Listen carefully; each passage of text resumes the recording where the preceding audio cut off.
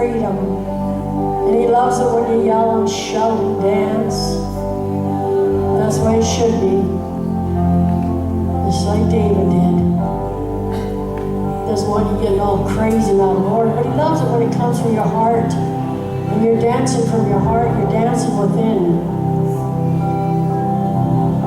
And you're clapping because you're excited. We should be excited over our God.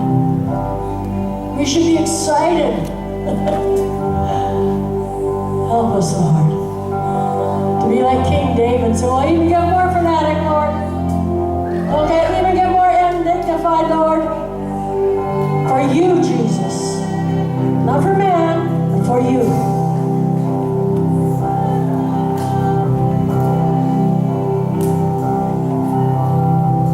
Thank you, Father. Thank you, Father. Hear her teachings and her heart, and this woman walks in truth. Amen. This woman walks in truth. So, Father, I thank you once again, and we receive your servant. And we receive what you are going to speak to us through her. I ask for a spirit of revelation will come upon us as we listen to what she's going to speak to us from you tonight. So, Father, once again, I release her to you, Holy Spirit, and give her full authority in this place to go wherever you want to take her. In Jesus' name, and we all said, Amen. Good evening. I want to continue from the second part from last night. As we were talking about living outside the box in the promises of God and being able to attain them, not just to have them. It's nice to have promises from God, but to be able to actually walk them, live them, and enjoy them is so much better. When I was young, and I lived in my home country in Costa Rica, and at the time it was a third world country. So life is very interesting when you live in a third world country. And in situations like that, everybody thinks alike and acts alike. And everybody expects the same thing. And so everybody, it was a mindset of survival. Very much similar to what many Christians carry, mindsets of survival. And everything was about getting through day by day.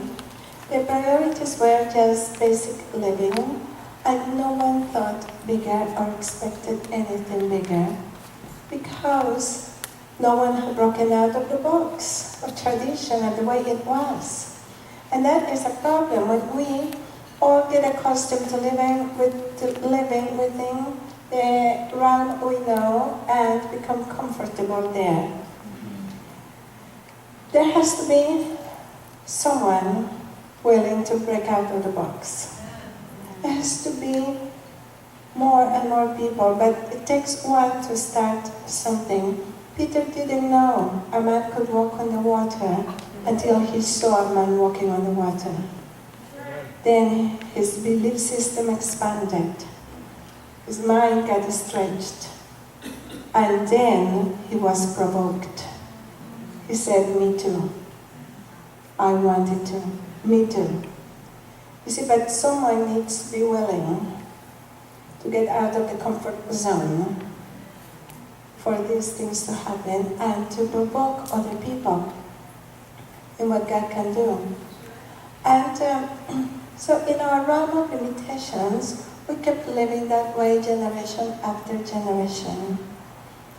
Then when I was 6 years old, I had a visitation from Jesus. And I was living in a tiny village in the middle of nowhere, in a family in complete destitution, unknown and important to all, but known by God. And so I had this visitation, I saw this open vision in front of me, and I saw myself in the future, and I saw my whole life unfolding in front of me. I saw what I would do and what I was created to do, and Jesus appeared next to me on my left and began to explain to me all these things. And he spoke of things in concepts we had never heard before. He said to me, even though you were born in this land and you will live here for a time, I have planned a destiny for you, and I am releasing you, will release you into your destiny. Every one of us was born with a destiny. Not just me, everyone has a destiny planned from God from beginning to end. And he said, you will not live the life that your ancestors lived. I will take you from this land and I will take you, you will live in a foreign land in North America. You will travel, from there I will take you to the nations of the world. I will send you, I will open doors for you that no one can open. I will make you known. I will use you to speak my word throughout the nations, to leaders, to rulers, to my children. And I will take you, diplomats will seek you. And I was seeing it. I was seeing airplanes. I was seeing myself shaking hands with government people, the diplomatic officials. And he said, rulers of the land and will seek you. And so you will teach my leaders. You will speak to them. Ministries will be mobilized and released. And the vision will come to the people. And he said, you will see people of power and might, people of governmental authorities bending over backwards to grant your request. You will see favor beyond what you could ever imagine, and even the royals in the land, people of royalty, will seek you for my word, and I will give it to you for them, and some other things. And I didn't even understand a lot of the language, because I was 6 years old in a little village where I didn't even know countries existed. I just knew my little village. And we had nothing, we didn't have access to newspapers or television or anything like that. So I had no concept of these things. I didn't know what an airplane was. I was seeing it, but I didn't know what it meant. So it was completely out of every realm I knew and understood. And when the vision ended, my mother asked me what was happening to me, because she said, you were looking at me, but you were looking through me. And I told her everything. Of course, my mother, bless her, she just said to me, oh, that's pure nonsense. You are imagining things. It's all imagination. Don't even talk about things like that. People will think you are utterly crazy. Those things don't exist for us. Those things are not possible. Those things are ridiculous. Forget it. And I don't ever want to hear you talking about any of this, because people will think you're crazy. Like, this is ridiculous. And she was furious and forbade me to talk about it, because it was too big to be true. It was too grand. It was out of the box, out of every realm we understood. Just like the promises of God are most of the time that way. God speaks of great things that He can do and He wants to do. But a common mindset is, well, you're right. That's too big to be true. Those things don't happen to people like me. And you see, Scripture says in Proverbs 23, as a man thinks, so he is. And we have to break out of the mindsets that holds us back. Because it doesn't matter how big your promises are. If your mindset is earthly and you, like my mother say, that sounds nice, but it isn't going to happen. You see, because you are limiting God. You are limiting yourself. You are limiting the kingdom. And yes, a lot of the things God speaks when it comes to destiny are crazy to our minds. They sound crazy, completely crazy. Yes. And we should expect that. He is big. Why would He offer us simple things when He can do great? So, time had passed, but I didn't forget. I knew I had not imagined it. How could I imagine things I didn't know exist, right? And and I remember Jesus talking to me. Time passed, and 12 years later, I was now serving the Lord as I could, and I was young in the church, young with Jesus, but life had not changed. Things were a bit better in the nation, but in the country, and we had televisions, but nothing much had changed. The mindsets were the same, the boxes were the same. And everybody expected the same, believed the same. We had prophecy in our church, but the prophecy in our church was limited to what we had seen God do. And you see, that's the thing. We say we know God can do anything, and He's capable of doing anything, but in reality, we only subconsciously are willing to embrace what we actually have seen Him do. And the same thing when we minister. We subconsciously stay within the bounds of what we have seen God do because it is safe. And we stay in the safe zones in giving and receiving. And so prophecy in our church was very active, but it was based on God is going to heal you. Yes, we had to. We couldn't afford doctors or medicine. There's a different level of faith.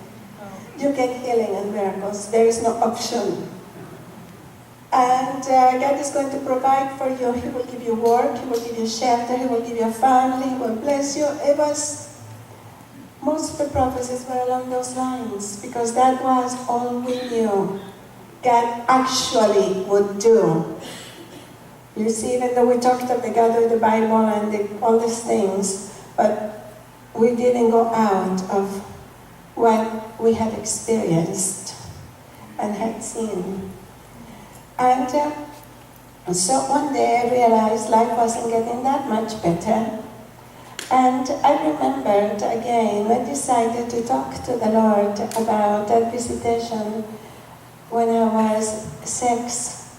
And I said to Him, if you don't mind, can we talk about that? Because if that is really an option, I think I would like that. It's much better than this.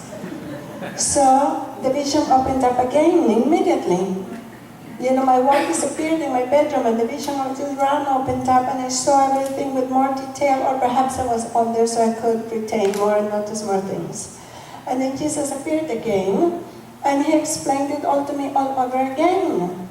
And I was so excited and encouraged. And I ran to my church and I told my pastor, we have to talk because I know my destiny. I know my destiny and I want to do it and I want to do it now. I want my destiny. And I was so thrilled.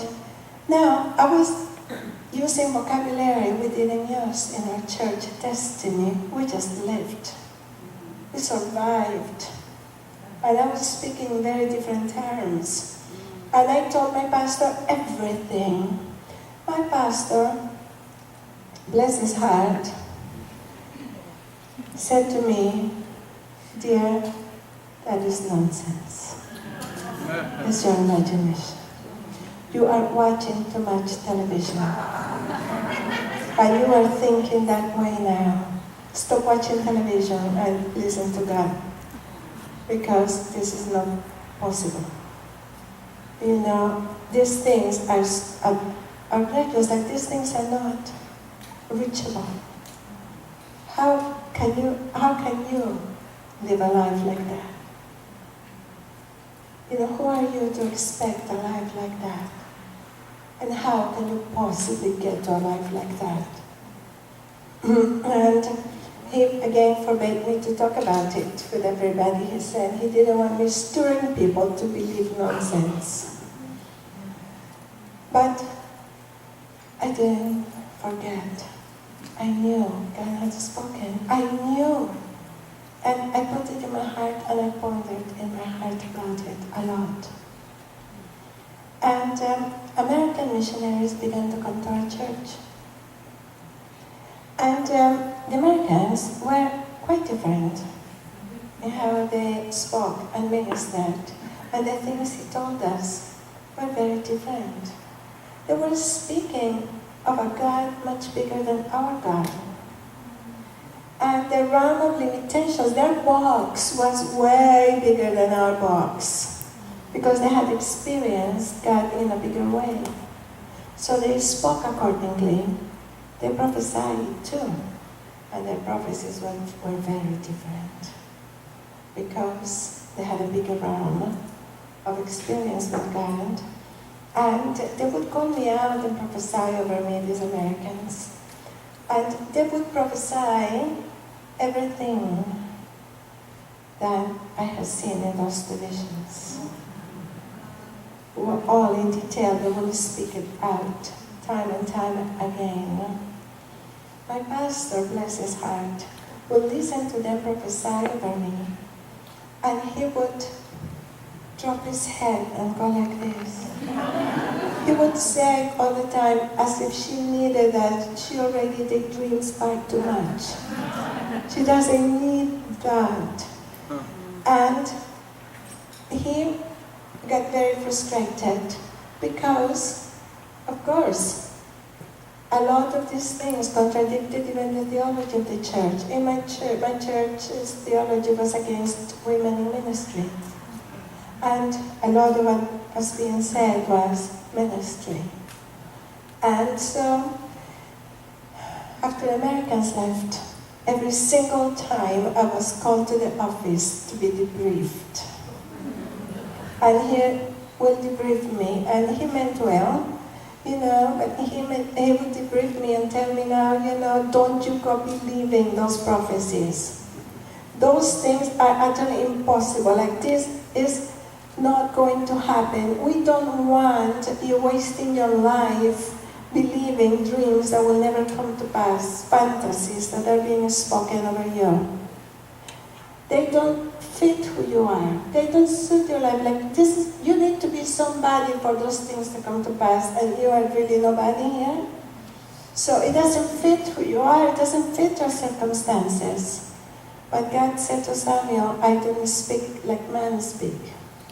Like man speaks, for I see the heart and men see the appearance. I speak according to the heart and according to my plans.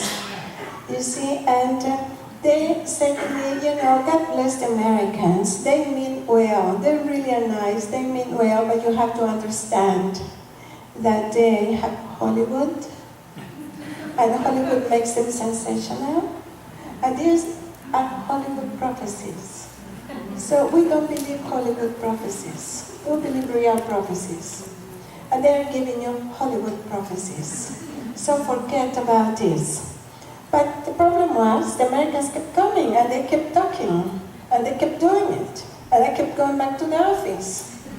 And every time they were trying to force me not to believe. They would bring every single argument I could.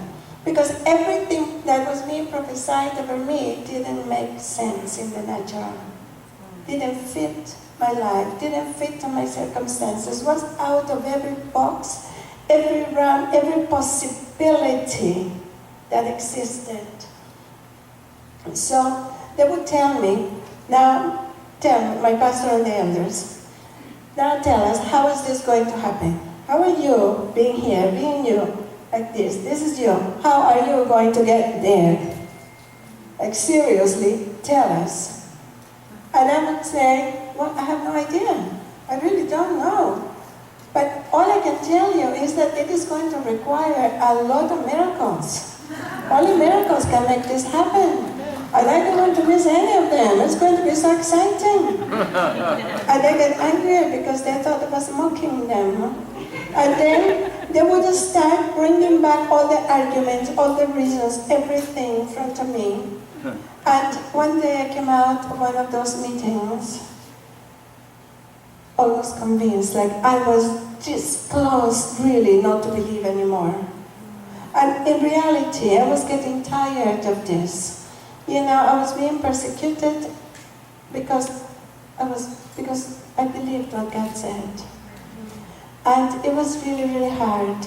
And I was ready to give up just one day when the Holy Spirit spoke to me. Because see, everything, the arguments all made sense. And of course, that strips away faith and expectation when you face reality versus faith. And so I thought maybe they're right. I'm, delusional here, believing and thinking and expecting these things. And the Holy Spirit spoke to me. And He said to me, but what if? What if? And it came to that part. First, I said it yesterday. I didn't want no regrets. No regrets. And when He said, what if?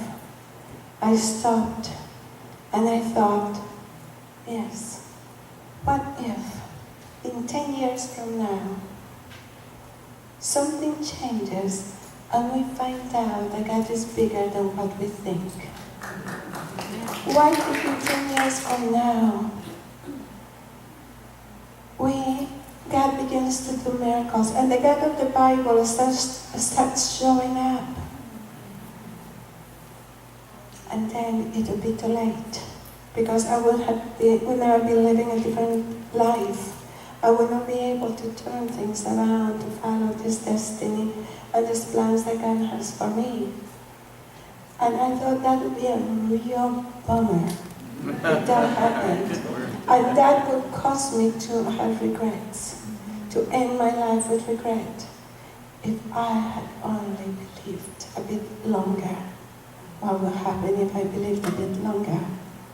So, with the counsel and encouragement, bless you, of the Holy Spirit alone, I continued believing. I continued being stretched, and no one encouraged me in any way. My family, they rolled their eyes, of course, they thought I was crazy. The church, I couldn't talk to anybody. I talked to a couple of people that I trusted, and they told me later that they were just were patronizing me, but they didn't believe a word I said. But I continued. I did do what I had to do that was required of me. I went to college, I did get a career, did all of that. And I became the biggest disappointment of my family when I left everything to follow my destiny. But as I was going, I realized, okay, I believe God. But it says in James that if we believe God, we must, James 2:14-26, it talks about action behind faith. If we really have faith, there has to be action. Faith without action is not faith. It's not real. It doesn't amount to anything unless we are willing to put action behind it. And I began to then prepare. I didn't sit back thinking, oh, well, it will fall from the sky one day. And suddenly, poof, it is going to happen. That mindset of Christian fatalism, God said it will come to pass no matter what. God will do it if He said it, but it's up to you and me to participate, to choose it, to believe it, to walk towards it, to change the direction of our lives accordingly. If you say, yes, I want it, prophecies are offers from the heart of the Father according to His kingdom and His realm, His abilities and His possibilities, what He wants to do with you. But you must want it. You can say yes or you can say no.